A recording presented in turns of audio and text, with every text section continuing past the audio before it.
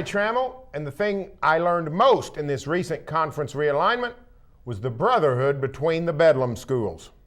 I'm Mike Sherman, and I learned there's a very interesting Pac-10 commissioner that we wish we knew better. You're watching the What We Learned edition of the Press Row, where we're talking about all things Big 12 and what we learned, Barry, from the last 2-3 weeks, almost a month of realignment talk.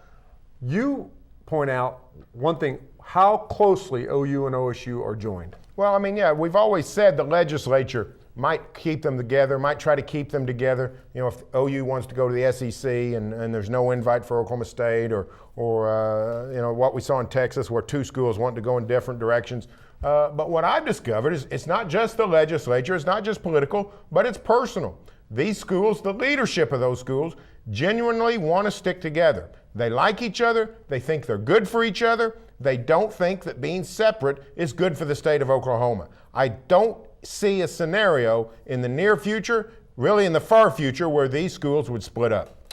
Barry, I think what we also learned was if we think the Bedlam rivalry really defines the state, if we really think things get nasty as the closer we get to the Bedlam games, we haven't seen anything. Texas's rivalry defines everything there. It actually is the thing that undid this plan to move to the Pac-10. They spoiled it. Texas didn't get A&M in on it. A&M resented that and tried to go out and cut its own deal with the SEC. And then bad feelings still linger.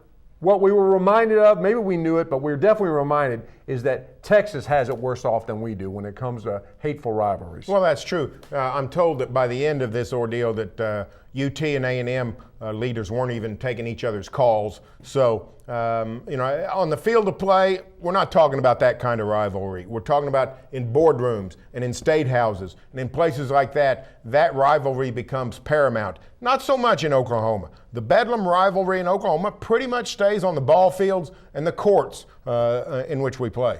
That's all for this edition of the Press Row, but you can stay with the best coverage team anywhere, every day it is okay, and every morning in the Oklahoman.